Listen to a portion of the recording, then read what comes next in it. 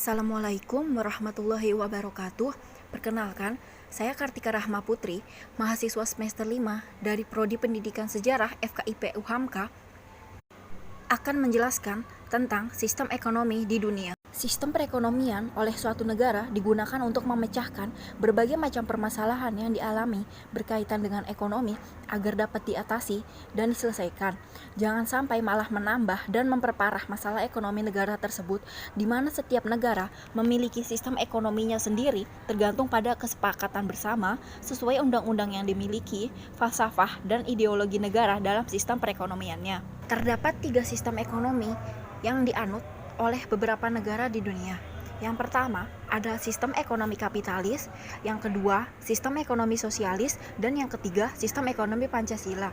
Saya akan menjelaskan sistem ekonomi kapitalis terlebih dahulu. Kepemilikan terhadap alat-alat produksi, kegiatan distribusi, maupun pertukaran bersifat pribadi ataupun swasta. Produksi sekaligus perdagangan lebih dominan dilakukan bersifat individualistis atau pribadi, di mana individu serta perusahaan melalui badan usaha swasta mengakumulasikan modal yang sudah ada, meski lebih banyak terjadi dengan menggunakan modal usaha dari pinjaman berbunga, sehingga mendapat keuntungan dan sebuah kerajaan untuk diri mereka sendiri dengan jalan mempekerjakan orang banyak dan memberikan imbalan. Berikut adalah negara-negara yang menerapkan sistem kapitalis di dunia. Pertama, Amerika Serikat. Dengan menggunakan sistem kapitalis, Amerika Serikat menjadi negara eksportir dan importir terbesar kedua di dunia. Yang kedua, Inggris. Banyak pemodal besar yang telah mengembangkan usaha dan menjadikan industri mereka lebih besar di negara Inggris. Yang ketiga, Jerman. Negara Jerman menerapkan tarif pajak yang kompetitif bagi industri otomotifnya. Yang keempat, Belanda. Negara Belanda menjalankan kegiatan ekspor dan menaati segala asas-asas perjanjian internasional. Dan terakhir, Prancis. Negara Prancis menerapkan sistem perpajakan terhadap industri mobilnya. Selanjutnya, saya akan menjelaskan sistem ekonomi sosialis.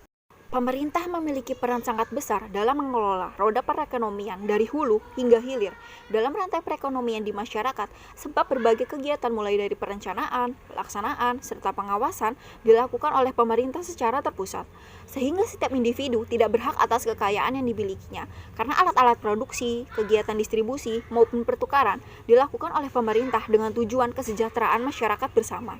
Berikut adalah negara-negara yang menerapkan sistem sosialis di dunia. Pertama ada Kuba.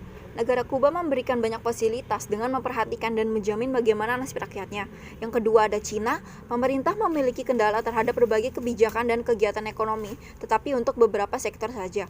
Yang ketiga ada Korea Utara. Adanya penguasaan penuh oleh pemerintah terhadap seluruh aktivitas ekonomi di negara Korea Utara yang tertutup untuk melakukan penanaman modal asing. Dan yang terakhir adalah sistem ekonomi Pancasila. Dasar Politik Perekonomian Republik Indonesia tertulis dalam Undang-Undang Dasar 1945 pada bab kesejahteraan sosial pasal 33 bahwa demokrasi ekonomi yang menjadi dasar pelaksanaan pembangunan dan yang meliputi ciri-ciri positif maupun negatif harus dihindarkan.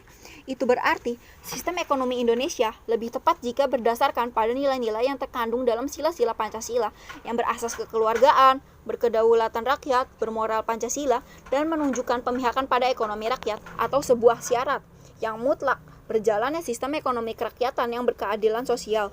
Sekian penjelasan dari saya mengenai sistem ekonomi di dunia. Kurang lebihnya mohon maaf. Saya mohon undur diri. Wassalamualaikum warahmatullahi wabarakatuh.